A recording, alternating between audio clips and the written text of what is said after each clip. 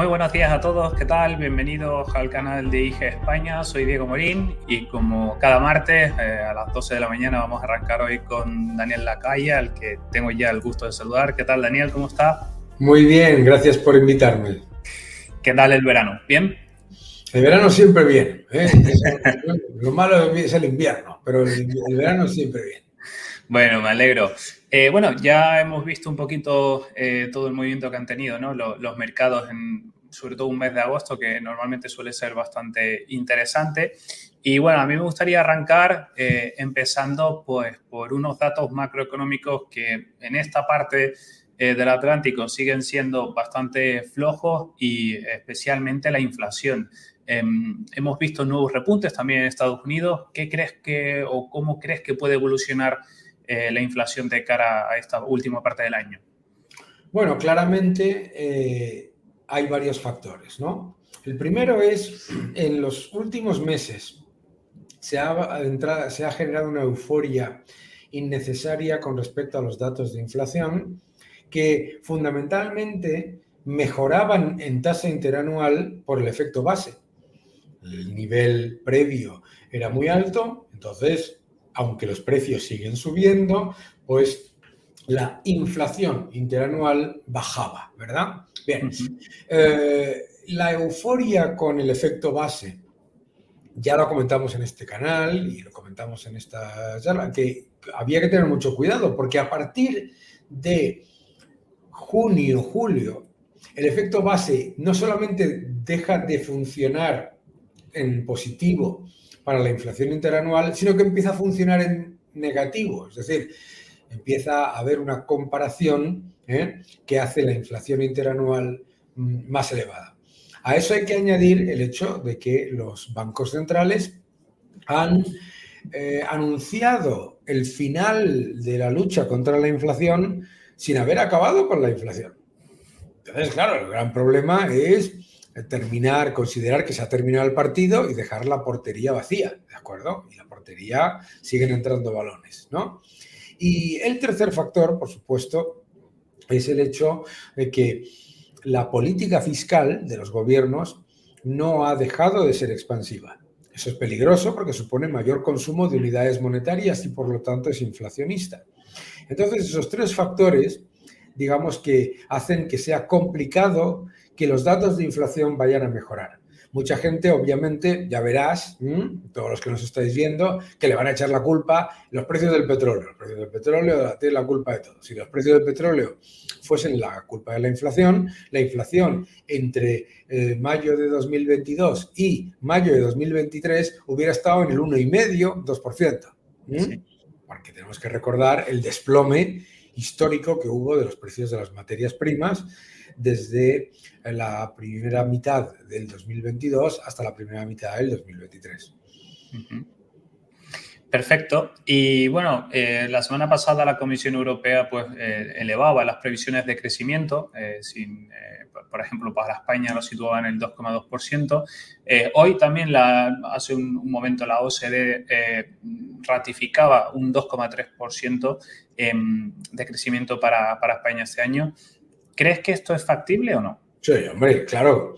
Simplemente el efecto arrastre, aunque la economía no creciese nada en todo el periodo desde mayo hasta diciembre, aunque estuviese plana, el crecimiento del 2 y pico por ciento lo ibas a tener por el efecto arrastre del PIB, ¿sabes? Mucha gente en eso pues no le presta la atención suficiente, ¿no? A mí lo que me preocupa de esas revisiones es que se genere la retórica y la narrativa de que España va fantástico, que esto es un exitazo sin precedentes, con los PMIs manufactureros y de servicios en contracción, con la evidencia de la demanda interna muy débil, ¿de acuerdo? Y bueno, tenemos que tener en cuenta lo que te decía, el efecto arrastre, ¿vale? ¿Es ese dato una sorpresa? No es una sorpresa tampoco. No puede ser una sorpresa cuando, como comentábamos antes, el gasto público sigue aumentando. Pero fíjate ha sacado el Banco de España el aumento de deuda es de un 4,8%. Eso significa que en términos de deuda con respecto al crecimiento del PIB, seguimos endeudándonos más que creciendo. Y eso claramente es un peligro. Claro, luego vienen, revisan retroactivamente el Producto Interior Bruto, eso es una práctica muy típica.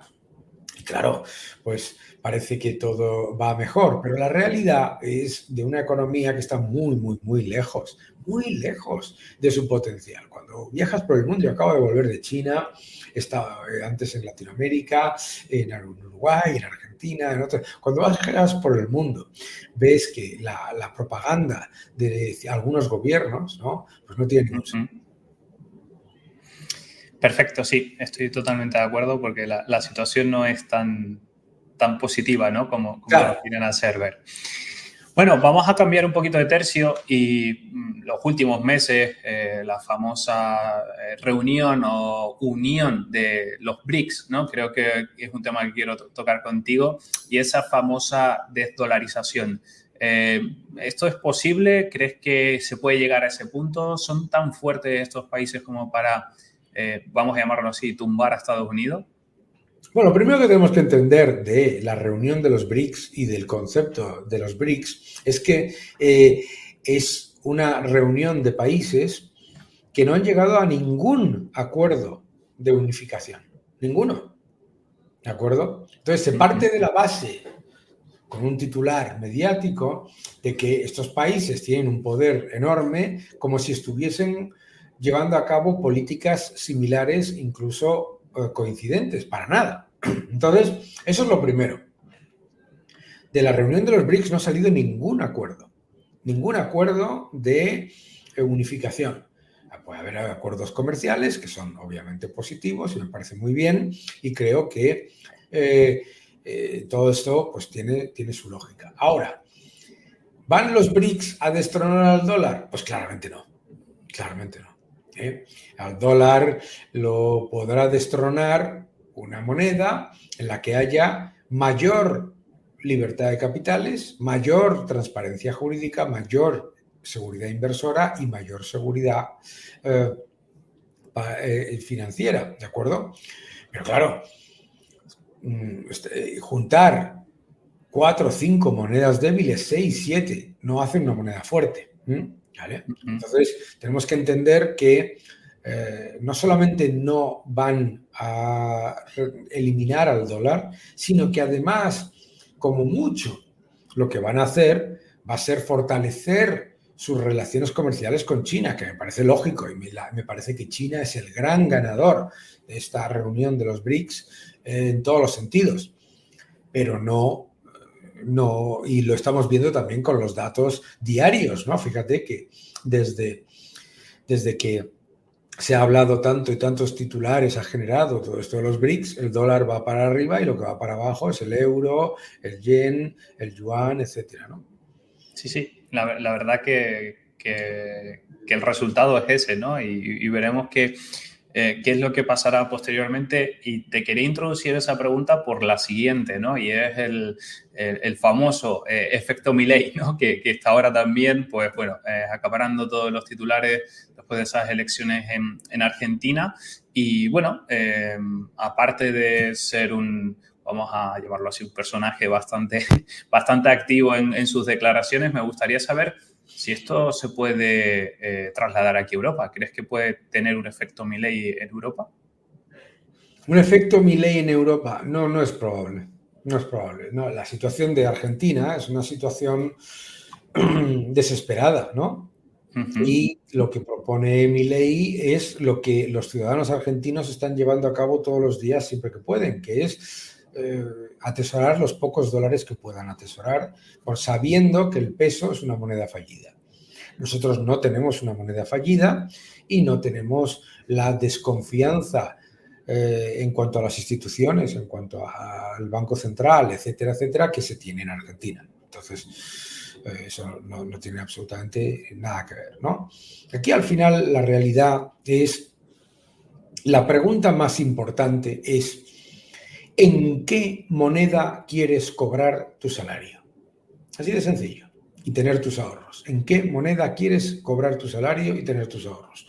Los ciudadanos de Europa, de la Unión Europea, en particular de la eurozona, lo hemos decidido claramente. Hemos dicho que preferimos el euro a tener moneda local. Imagínate, con un gobierno populista y un banco central en manos de ese gobierno, lo que estarían haciendo con la masa monetaria y con una moneda, si tuviésemos, por ejemplo, la peseta, ¿verdad? Claro. Pareceríamos bastante a Argentina. No, a lo mejor no una inflación del 125%, pero claramente, probablemente una del 10, 15, 20, 25%.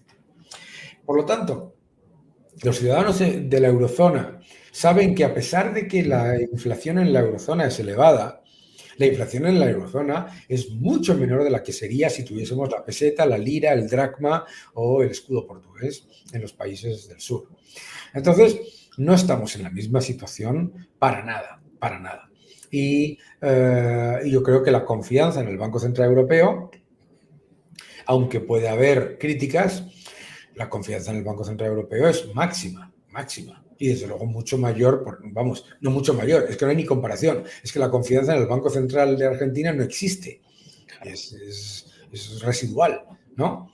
Entonces, sí, yo creo que es que hay una gran diferencia. La gran diferencia es que el peso es una moneda fallida. Se habla mucho de que si la dolarización es viable o no es viable, no sé qué, no sé cuántos, como si se tratase de evitar el elefante en la habitación. Y el elefante en la habitación es que la moneda local en Argentina es una moneda que no quiere el ciudadano argentino ni los inversores extranjeros. Es una moneda fallida, es una moneda con más de 10 tipos de cambio, todos falsos, por supuesto. Es una moneda que todo el que puede la evita. Y esa confianza está perdida. Por eso se llaman monedas fiduciarias, ¿no? Son monedas basadas en la fe, ¿de acuerdo? Bueno, pues la fe en el euro, claramente, con todos los debates que podamos tener, es mucho mayor y no estamos en una situación parecida. Perfecto, queda todo muy claro y cómo no, el pasado mes de julio tuvimos aquí unas elecciones, hemos pasado el verano, estamos otra vez ya en septiembre, día a día, colegios, de trabajo habitual y de momento parece que no hay un acuerdo o una posibilidad de formar un gobierno. Y enlazo esta situación con la pregunta que te lanzaba también en aquel martes posterior a las elecciones. ¿Habrán segundas elecciones en España?